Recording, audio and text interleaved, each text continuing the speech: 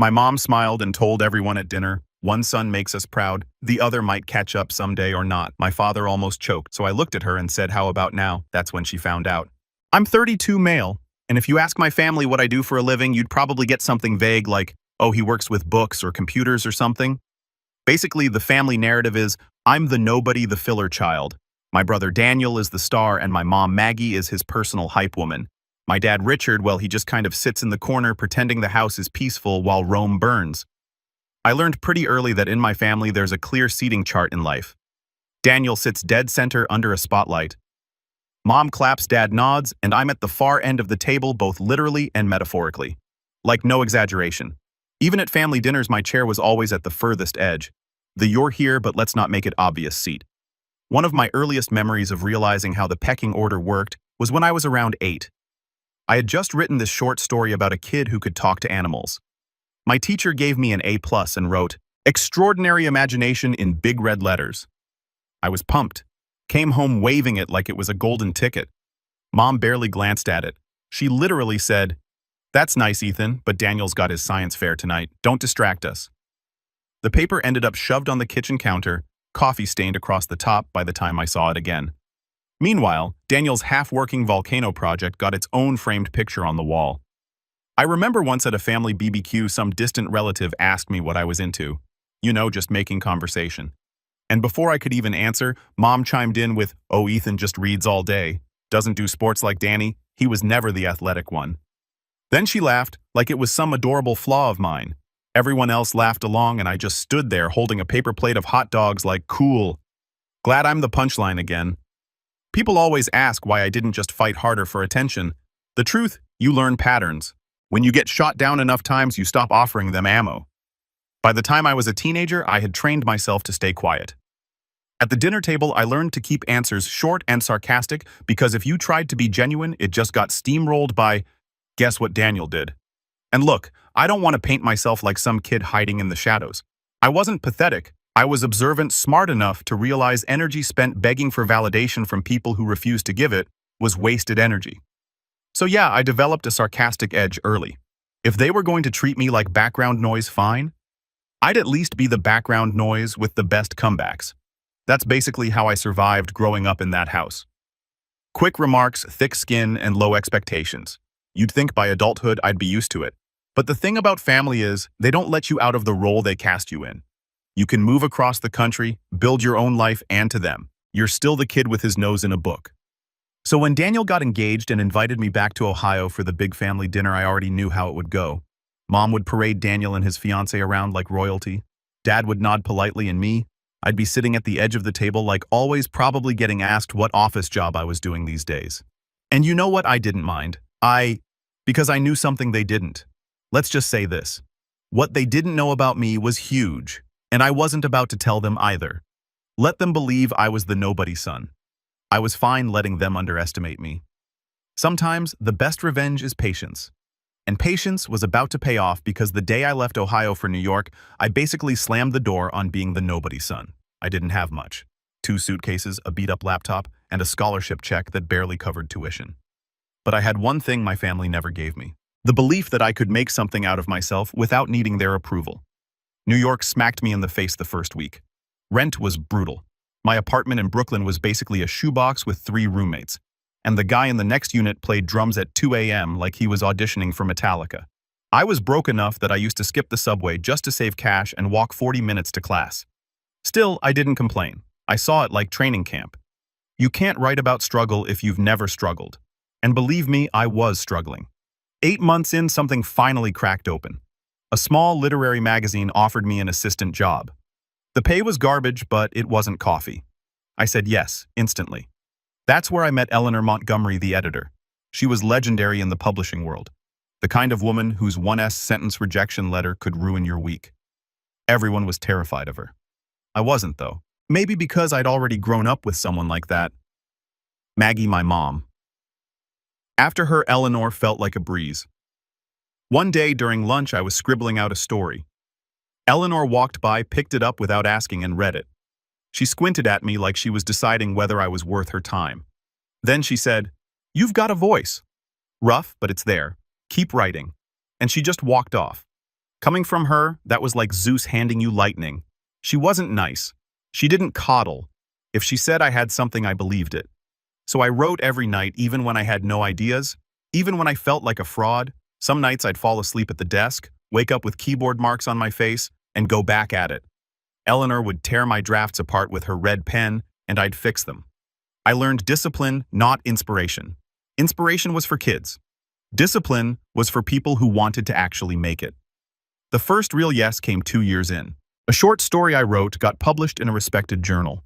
When I saw my name in print, I bought 5 copies. I even mailed one home to Ohio thinking maybe this time they'd care. I should have known better. Not a word back. Next holiday visit, I asked casually if they got it. Mom said, "Oh yeah, a package came. I think it's in the guest room." Didn't really look at it. Sure enough, it was there, still sealed. That's when I got the message. I gave it one last shot when my debut dropped. Mailed a box with 3 signed copies.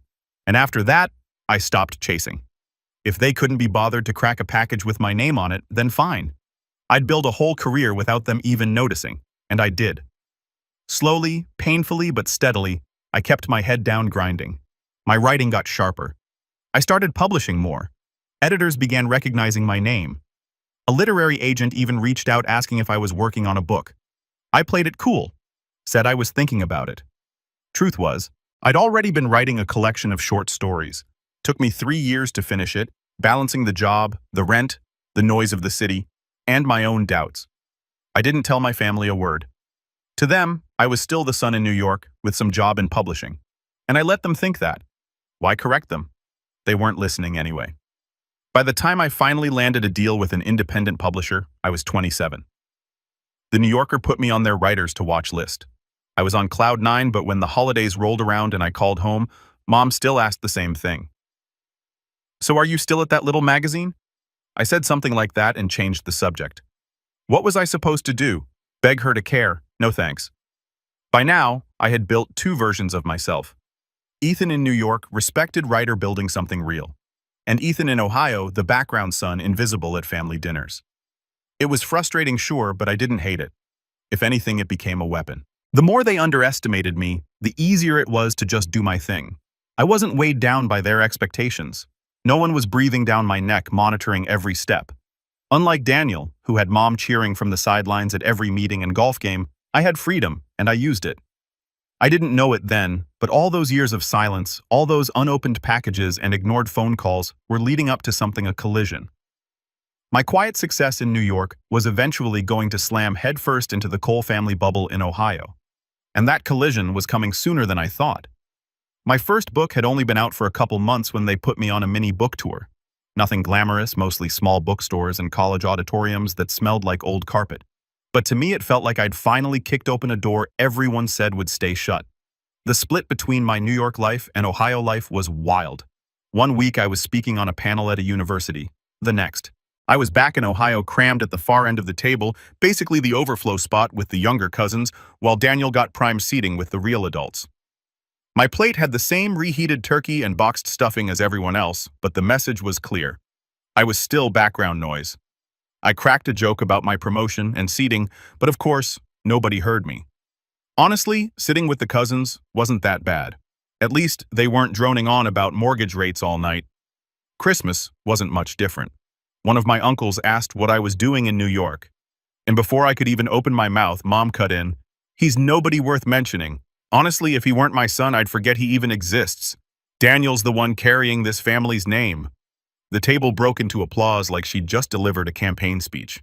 I leaned back in my chair and said, "Yep, nobody. Just a ghost paying New York rent and somehow getting books published. Dangerous life. Never know when a paperback might attack." My uncle chuckled under his breath, but Mom shot me the classic "stop embarrassing us" glare, like I hadn't just been publicly downgraded to invisible. Daniel loved it. He always had some new brag. Car gym work conference. He once talked 20 straight minutes about a business trip to Miami. I told him, "Careful, Dan. Don't let the sun melt your PowerPoint." He gave me his fake laugh and kept going. By then, my second book was rolling. My calendar was packed, and New York actually felt like home. I was already drafting a third. Slow, but steady. Didn't talk about it with anyone back home, of course. But when I went back for Mom's birthday, guess what she asked? Have you thought about teaching at the community college? That would be stable. I almost spit out my cake. Yeah, Mom. Waiting for them to offer me tenure and intro to Crayola 101. She just nodded. Serious. Then came Daniel's big call. I proposed to Sophia. He said like he'd invented marriage. I told him, Congrats, man. Does she know she signed up for late-night tax law lectures? He groaned, but he was smiling through the phone. The family threw a casual dinner to celebrate, which meant rented chairs, a caterer, and Mom acting like Sophia was royalty. Her family's from Shaker Heights, educated, refined. Her father's in medicine, she said, like the guy had invented the human spine. I asked what Sophia actually did, and Mom waved it off. Events? But her family is important. Translation money. I sat through 3 hours of Daniel retelling his proposal like it was a Broadway show. Mom ate up every word. Dad nodded like background music. I kept count of how many times Daniel said partner 12. By the end, Mom announced the official engagement dinner with Sophia's family. It'll be proper. Important families should meet properly. Important families. I didn't even bother asking which table I'd get this time. My money was on the one next to the kitchen door. Driving back to my hotel, I laughed to myself. They still thought I was the guy barely scraping by with bookwork, and I let them. Being underestimated was basically my superpower. But that power-up was about to run out. That moment closer than any of them realized. Mom turned our house into a showroom. Fresh hydrangeas by the door, rental chairs, polished silver that only sees daylight when a proper family is visiting. She even swapped the hallway photos so Daniel's face hit you from every angle. College shot golf trophy, the one where he holds a certificate like it's a newborn. The dining room looked expensive and uncomfortable. Long table, white cloth, too many forks, place cards, of course. Daniel and Sophia dead center under the chandelier. Mom on Daniel's right, Dad on Sophia's left. My card sat down by the swinging kitchen door. Prime wind tunnel. I could literally see the pantry. Ethan, Mom said, gliding over in pearls. Try not to slouch. This is important. She eyed my blazer. I suppose that will do. Happy to meet your minimum standard, I said. I ironed it with my mind. She didn't laugh. Points to me. Guests filtered in fast. Sophia's parents, her aunt with the loud perfume. 2 neighbors. Mom calls good people because they own a boat. Daniel did the greetings like a campaign stop. Big handshake, humble head tilt, ring flash. He's good at looking important without saying anything. We started with tiny appetizers you have to chase around the plate. Mom launched her opening act before the server cleared the first tray. Daniel just got promoted. She told Sophia's dad, voice bright. They practically begged him. He's indispensable. She dabbed her napkin like she'd just delivered breaking news. Sophia's dad smiled. Daniel straightened his tie a millimeter. I reached for another appetizer and missed. Story of my childhood. Soup came next. Mom rolled into stats. He's already training new associates. His partners rely on him for strategy. He's always had that mind. She tapped her temple. Then like a reflex, her eyes slid down the table to me. Ethan, well, he's in New York. Still is, I said. City hasn't moved. She ignored it and pivoted back to Daniel. Safe territory. Sophia's mom asked about the wedding timeline. Daniel leaned back like a CEO on a panel. We're locking the venue this week, he said. We want the atmosphere to reflect our values. Clean, modern, intentional. He actually said intentional. I sipped water to hide my face. Sophia nodded, glowing. To be fair, she looked happy, and she kept glancing down the table at me like she was trying to place where she'd seen me. Not suspicious, curious. Bread landed. I took the end piece. Perks of the wind tunnel. A neighbor asked about the honeymoon. Daniel had a slideshow ready verbally. 2 weeks in Italy. We're prioritizing experiences, he said. Prioritizing like he was drafting a quarterly plan. Don't forget to prioritize sunscreen, I said. The sun out there is undefeated. A couple smirks. Mom's eyebrow did that warning twitch. Salad more flexing. Daniel's condo has a skyline view, Mom told Sophia's aunt. He negotiated the price down himself. His financial sense is unmatched. I finished for her. The man once got a free pen at a bank. Daniel smirked like he won that negotiation too. Sophia's dad turned to me polite. And what do you do, Ethan? I inhaled to answer. Mom cut in on beat. He's nothing like Daniel. One son makes us proud. The other plays with books like a child. Sugar voice, knife edge. I raised my glass like a toast to playing with books like a child. Somehow the crayons pay rent. A few nervous chuckles, but most people went straight back to the Daniel highlight reel. Main course hit, mistake, excellent. I focused on that for a minute while Mom ran through Daniel's college story for the 1000th time. The one where he turned down an internship because it didn't look long-term enough. It always gets applause. Tonight was no different. Dad finally chimed in. He's not a talker, but he tries. Daniel's team goes to him for tough calls, he said, proud. Good leadership. True, I said. He's led many conversations past the 30-minute mark. Daniel grinned like I complimented him. Bless. Mid-meal. Mom did a circle to check on everyone. Translation: make sure the narrative stays on script. She paused behind me. Ethan, napkin in your lap. You're not at a cafeteria. Good catch, I said, dropping it ceremonially. Wouldn't want the bread to feel disrespected. She moved on, satisfied.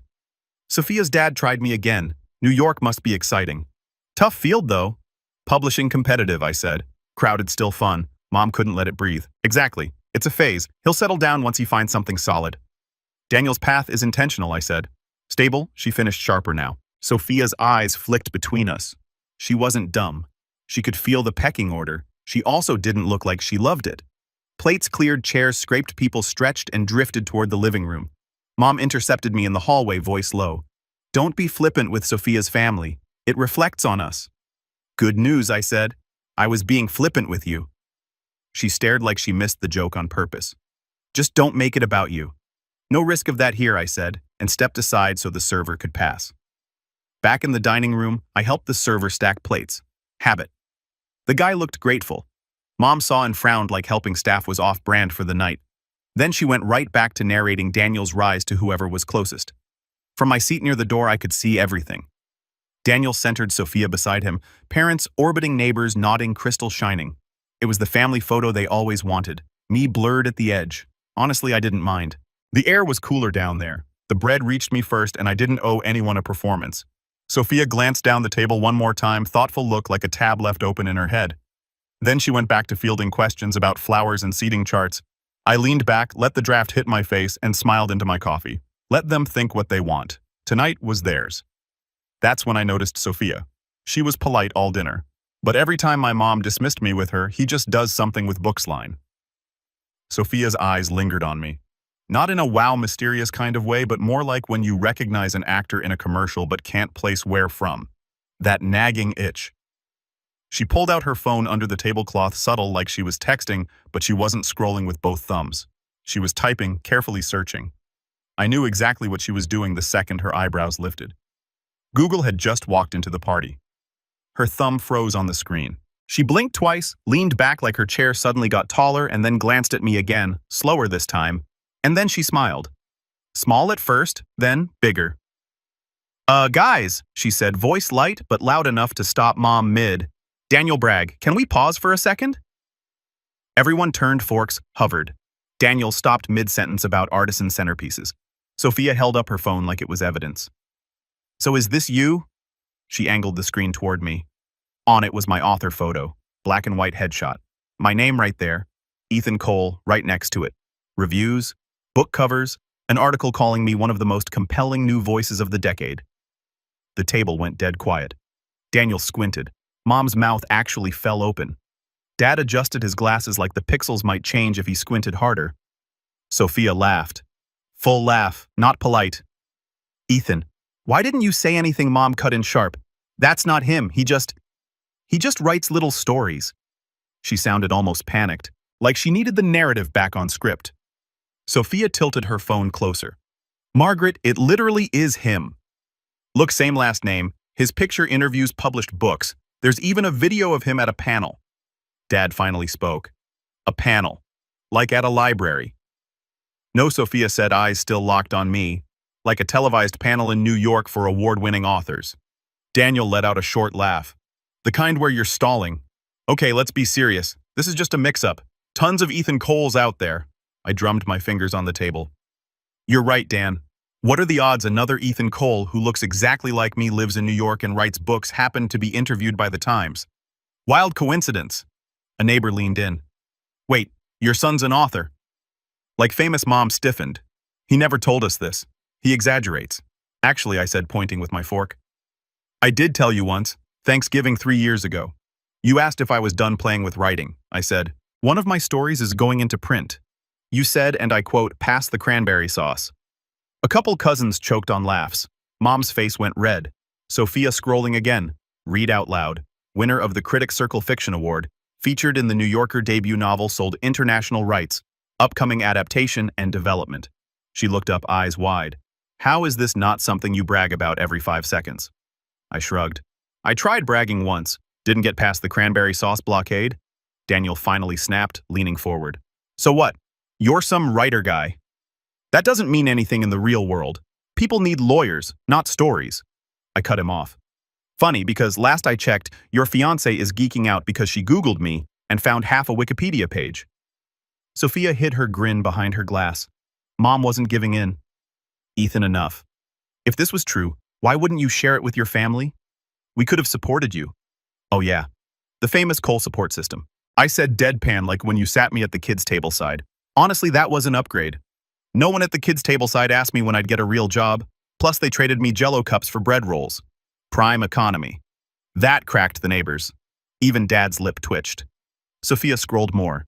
There are literally pictures of you at signings with lines of people. Ethan, you're kind of a big deal, Daniel muttered. Anybody can self-publish these days. True, I said, but apparently not everybody can get optioned for film rights, win awards, and land on college reading lists.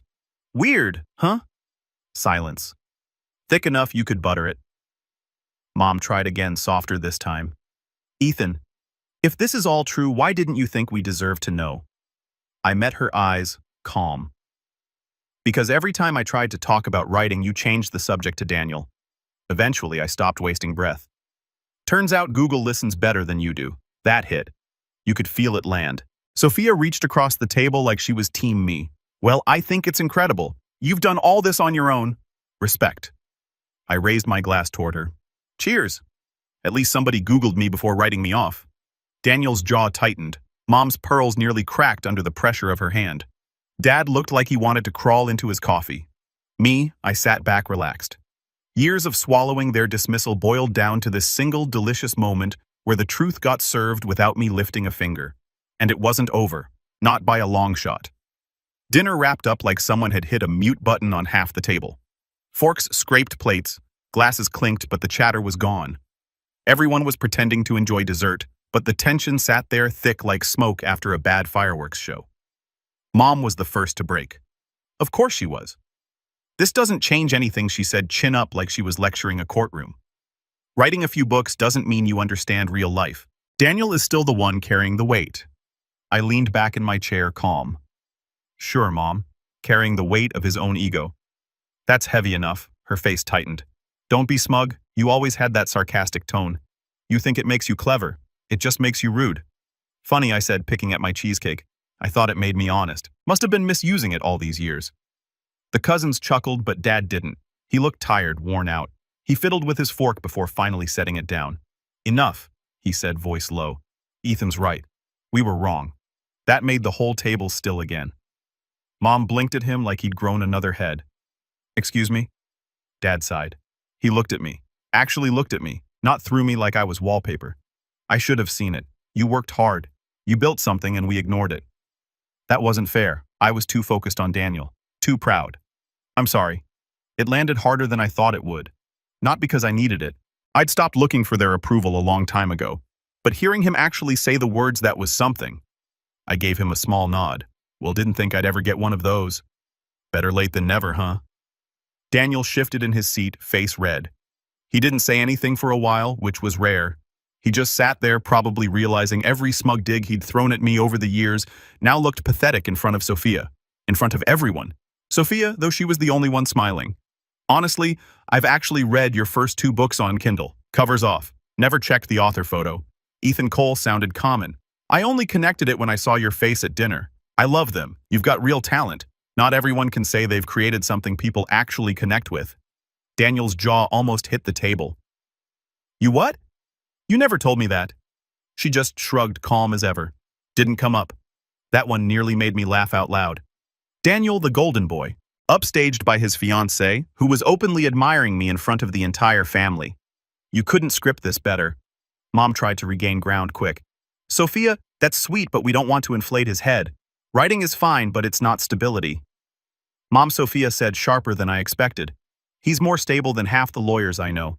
He's built a whole career doing what he loves. That's rare. You should be proud. Mom looked like she'd swallowed a lemon. Dad stayed quiet, but he didn't argue with her. He just kept his eyes down like the fight had drained out of him. Weeks later, I figured the dust had settled. That's when I got a package in the mail. Inside were the 3 signed copies I'd mailed the week my debut dropped. Spines finally creased a couple pages dog-eared. Tucked inside was a folded note. Dad's handwriting messy, but deliberate. Ethan, you were right. I should have read these before. I'm proud of you. Sorry for being blind for so long. Dad. I stared at that note longer than I expected. Didn't frame it or anything cheesy like that, but yeah, I kept it. Small wins. A week after that, Daniel texted me. Nothing dramatic, just a, hey, how's New York treating you? But considering the last 15 years of our relationship were 90% smug remarks and one-up contests, that little olive branch said more than he realized. I didn't gush back, just shot him a sarcastic still surviving without law school somehow. He didn't fire back.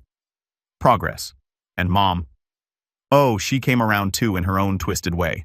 A cousin called me and said Mom had been talking me up at her book club. My son, the author, she was apparently saying lives in New York. Very successful. The same woman who once told me writing was a phase had apparently turned me into her bragging point. Give her a week and a fresh audience and she pivoted like a PR team. One minute I was a phase, the next I was her headline act. Funny how fast not a real career turned into, look what my son achieved. I didn't rub it in, didn't need to. The shift was already happening. Daniel wasn't the untouchable golden child anymore. Dad finally cracked the shell and admitted he'd been wrong. Even Mom, through gritted teeth, couldn't keep pretending I was just the extra kid who did something with books. For once, I wasn't the punchline at the table, and I hadn't said a word about my success. They found out on their own. They felt the weight of it on their own. I leaned back in my chair one night in my New York apartment. Phone buzzing with Daniel's half-nice texts. Mom's reluctant attempts at pride. Dad's quiet note tucked in a drawer. Power dynamic? Yeah, it had flipped. And the best part, I didn't lift a finger to force it. They did that themselves. The engagement party was nothing like the dinners before. I could feel it the second I walked in. No kid's side of the table for me. No half-hearted greetings. No subtle digs about Daniel being the chosen one. Instead, Mom was already at the door with her arms wide, practically dragging me toward the crowd. There he is, she said, beaming. Our son, the author, the not Ethan, not the other one. Suddenly, I had a title. And man, she said it like she was announcing the mayor had arrived. Inside, the place was dressed up like a wedding rehearsal. String lights, flowers everywhere, the whole 9 yards. Usually at these things, I got shoved toward the edges near the weird uncle who only talked about lawnmowers. This time, my name card was at the main table right between Mom and Dad. Daniel sat beside Sophia, of course, but directly across from me, fiddling with his tie like he'd rather be anywhere else. When guests started arriving, Mom was parading me around like I was the centerpiece. This is Ethan, she told anyone with an earshot. Our son, the author, lives in New York. Some people nodded politely. Others looked genuinely impressed. One lady even said, "Oh, I've heard of that book," which nearly made Daniel choke on his drink. The funniest part, Mom was glowing like she had discovered me herself, like I was some lost family antique she dusted off and decided to show off for the first time. Halfway through dinner, Dad stood up tapping his glass. Normally, his speeches were just 5 minutes of bragging about Daniel's grades, career, or golf swing. But this time, he cleared his throat and said, "Tonight's not just about Daniel and Sophia's future. It's also about family, and one person in particular deserves recognition. Ethan." The room turned. I won't lie, my first thought was, oh, here we go. He's about to set me up for some backhanded compliment. But instead, he went on, "Your mother and I are proud of what you've built. We didn't say it enough. Maybe didn't say it at all, but tonight, we want to. You've made your own path, and that matters." Sophia smiled at me. Daniel forced a grin that looked like it hurt. Mom dabbed her eyes with a napkin, dramatic as always. But this time, it wasn't a show of anger or disapproval. She actually looked proud. Then she hit me with it. "Ethan, would you maybe share something from one of your books that one nearly knocked me back in my chair?" For years, she'd brushed them off as just stories. Now she wanted a reading like it was open mic night. So I pulled out a copy because yes, I carry one sometimes. Sue me. And flipped to a short passage I knew would land. I read it slow clear. The room stayed quiet the whole time. When I finished, there was actual applause. People clapped at a family gathering where I wasn't the punchline. That alone deserved a trophy. Even Mom was teary-eyed. "Beautiful," she whispered, squeezing my hand like she hadn't spent half my life downplaying me.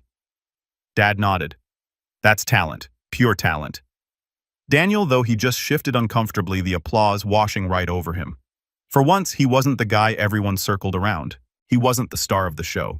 And judging by the tight look on his face, he knew it. Later, as the party wound down, Sophia came over. I meant what I said before, Ethan. You've built something incredible. Daniel's lucky to have you as a brother, whether he admits it or not. I smirked. Careful. If you say nice things about me too often, you'll get disinvited from family dinners. She laughed, but her eyes said she wasn't joking about the support. It was genuine. On the ride back to my apartment, I thought about the shift. I hadn't chased it. I didn't bend myself into someone I wasn't to earn their nods. I didn't beg for attention or wave my success in their faces.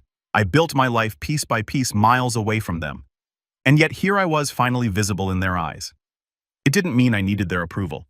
That ship had sailed years ago, but I'd be lying if I said it wasn't satisfying to watch them realize who I was without me having to spell it out. So yeah, it took an engagement party, a Google search, and a couple of speeches to turn things around. Mom was bragging, Dad was apologizing. Daniel was quiet for once. And me, I was the same guy I'd always been. As I kicked off my shoes that night and tossed the suit jacket over the chair, I couldn't help but laugh. Guess it took Google, I muttered, to do what my parents never could. Notice me. And honestly, that was enough.